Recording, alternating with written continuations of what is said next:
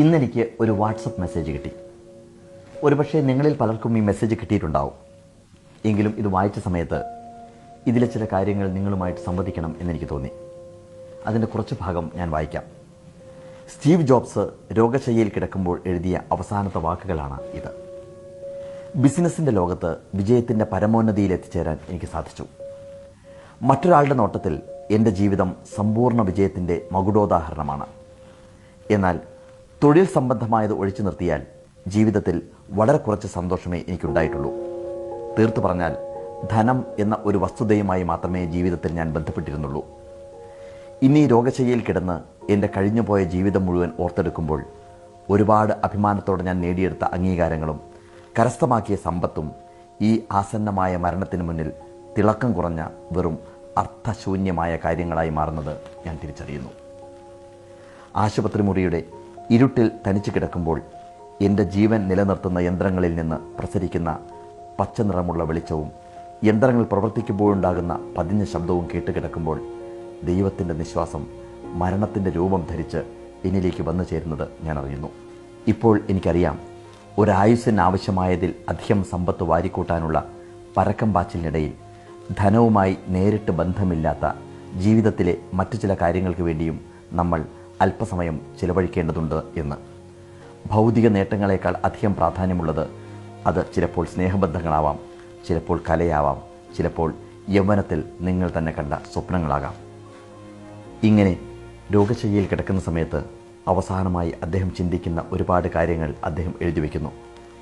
ഏറ്റവും അവസാനം ഈ കത്ത് അദ്ദേഹം അവസാനിപ്പിക്കുന്നത് ഇങ്ങനെയാണ്: നമ്മൾ ഈ സമയം ജീവിതത്തിൻ്റെ ഏത് ഘട്ടത്തിലായാലും സമയത്തോടൊപ്പം ജീവിതത്തിൽ തിരശ്ശീല വീഴുന്ന ഒരു ദിവസം നമുക്ക് അഭിമുഖീകരിക്കേണ്ടി വരും. നിങ്ങളുടെ കുടുംബത്തിന് വേണ്ടിയും പങ്കാളിക്ക് വേണ്ടിയും സുഹൃത്തുക്കൾക്ക് വേണ്ടിയും നിങ്ങൾ കണ്ടെത്തേണ്ട നിധിയാണ് സ്നേഹം. ഇത് ഞാൻ വായിച്ച് അവസാനിപ്പിക്കുമ്പോൾ എൻ്റെ കൂട്ടുകാരോട് പറയാനുള്ളത്, നമ്മളെല്ലാം മരണത്തെ മറന്ന് ജീവിക്കുന്നവരാണ്. മരണം നമ്മുടെ മുമ്പിലുണ്ട് എന്നുള്ള കാര്യം നമ്മൾ പലപ്പോഴും മറക്കുന്നു. മരണത്തെ കാത്ത് അവസാനം നമ്മൾ കിടക്കുന്നൊരു കിടപ്പിൽ നമ്മുടെ സ്വർഗവും നരകവും എത്തിച്ചേരുന്നത് അവിടെയാണ്. ജീവിതത്തിൽ ഒരുപാട് നന്മകൾ ചെയ്തു കഴിഞ്ഞാൽ, ഒരുപാട് സ്നേഹം പങ്കുവെച്ചു കഴിഞ്ഞാൽ നമ്മൾ സ്വർഗതുല്യരായി മരിക്കുന്നു. അതേസമയം ഒരുപാട് കുറ്റം ചെയ്തു കഴിഞ്ഞാൽ കുറ്റബോധത്തോടു കൂടി മരിക്കേണ്ടി വരും നമുക്ക്. പൂക്കൾ മേലോട്ടെറിഞ്ഞാൽ പൂക്കൾ താഴേക്ക് വീഴും, കല്ലെറിഞ്ഞു കഴിഞ്ഞാൽ കല്ല് താഴേക്ക് വീഴും. അതുകൊണ്ട് തന്നെയാണ് തിരുക്കുറലിൽ ഇങ്ങനെ പറയുന്നത്: കാലം എല്ലാം ഒരിക്കൽ തിരിച്ചു ചോദിക്കും, നിന്റെ സൗന്ദര്യവും സമ്പത്തും ആയവും വ്യയവും എല്ലാം കാലം തിരികെ വാങ്ങും. അൻപേ ശിവം അൻപാഹ പേശു ഇനിമയാഹ പേശു ഉണ്മയേ പേശു നന്മയേ പേശു മെതുവാഹ പേശു ചിന്തിത്ത് പേശു സഭയറിന്ത് പേശു പേശാതിരുന്നും പഴക് എന്ന് പറയുന്നത് തിരുക്കുറലിലാണ്. തീർച്ചയായിട്ടും ഒരുപാട് മഹാന്മാർ മരിക്കുന്ന സമയത്ത് ഒരുപാട് ദുഃഖത്തിന് അടിമകളായിരുന്നു. രവീന്ദ്രനാഥ ടാഗോർ അദ്ദേഹം മരിക്കുന്ന സമയത്ത് അദ്ദേഹം ഒരുപാട് വിലപിച്ചിരുന്നു എന്ന് കേട്ടിട്ടുണ്ട്. അദ്ദേഹത്തിൻ്റെ ശിഷ്യൻ അദ്ദേഹത്തോട് ചോദിച്ചു, എന്തുകൊണ്ടാണ് അങ്ങ് കരയുന്നത്? അങ്ങ് നൊബേൽ സമ്മാനം പോലും കൊണ്ടുവന്നു, ഗീതാഞ്ജലി എന്ന പുസ്തകം ഈ ലോകം മുഴുവൻ വായിച്ചു, പിന്നെന്തുകൊണ്ട് അങ്ങ് കരയുന്നു എന്നുള്ളത്. ടാഗോർ പറഞ്ഞത് ഇതാണ്: എനിക്ക് ഒരു ദിവസം കൂടി ജീവിക്കണമെന്നുണ്ടായിരുന്നു. അങ്ങനെയാണെങ്കിൽ ഞാൻ എൻ്റെ മനസ്സിൽ ആഗ്രഹിച്ച വരികൾ എനിക്ക് എഴുതാമായിരുന്നു എന്നുള്ളത്. ആരും ഈ ഭൂമിയിൽ നിന്ന് വിട്ടുപോകുന്നത് മുഴുവൻ ജീവിതം ആഗ്രഹിച്ചതുപോലെ ജീവിച്ചു തീർത്തിട്ടല്ല. അതുപോലെ ഒരുപാട് ആളുകൾ, ആൽബർട്ട് ഐൻസ്റ്റീൻ E=mc² അദ്ദേഹം കണ്ടുപിടിച്ചു. അദ്ദേഹം മരിക്കുന്ന സമയത്ത് ആരോ അദ്ദേഹത്തോട് ചോദിച്ചു, നിങ്ങൾ ഇനിയൊരു ജന്മമുണ്ടെങ്കിൽ കണ്ടുപിടിച്ചതിൻ്റെ ബാക്കി കാര്യങ്ങൾ കണ്ടുപിടിക്കുമോ എന്നുള്ളത്. ഐൻസ്റ്റീൻ പറഞ്ഞു, ഇനിയുള്ള ജന്മത്തിൽ ഒരു തൂപ്പുകാരനായിട്ട് ജനിച്ചു കഴിഞ്ഞാൽ പോലും എനിക്കൊരു സയൻറ്റിസ്റ്റ് ആകേണ്ടതില്ല. കാരണം ഞാൻ എന്തിനു വേണ്ടി അത് കണ്ടുപിടിച്ചുവോ അതിനു വേണ്ടിയല്ല അത് ഉപയോഗിച്ചത്. ഹിരോഷിമയിലും നാഗസാക്കിയിലും ലക്ഷങ്ങൾ മരിച്ചു വീണത് എൻ്റെ കണ്ടുപിടുത്തത്തിന് തുടർച്ചയായിരുന്നു. അദ്ദേഹവും കരഞ്ഞു. അതിലപ്പുറം അലക്സാണ്ടർ ദി ഗ്രേറ്റ് എന്ന് പറയുന്ന മഹാനെക്കുറിച്ച് നിങ്ങൾ കേട്ടിട്ടുണ്ടാവും. അലക്സാണ്ടറിൻ്റെ സ്വപ്നം ഓരോ രാജ്യങ്ങൾ വെട്ടിപ്പിടിക്കുക എന്നുള്ളതായിരുന്നു. ഒരു രാജ്യം, അത് കഴിഞ്ഞാൽ അടുത്ത രാജ്യം. രാജ്യങ്ങൾ വെട്ടിപ്പിടിച്ച് മുന്നേറി അലക്സാണ്ടർ ചക്രവർത്തി. അദ്ദേഹത്തിൻ്റെ അമ്മയ്ക്ക് അദ്ദേഹത്തെ കാണണമെങ്കിൽ കൊട്ടാരത്തിലേക്ക് 24 മണിക്കൂർ കുതിരപ്പുറത്ത് യാത്ര ചെയ്ത് വരണമായിരുന്നു.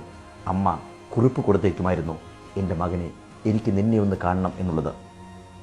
അലക്സാണ്ടർ പറയും, അമ്മേ, ഒരു രാജ്യം കൂടി. ഓരോ കത്തിനും അദ്ദേഹം പുറത്തെഴുതി കൊടുക്കും, അമ്മേ, ഒരു രാജ്യം കൂടി.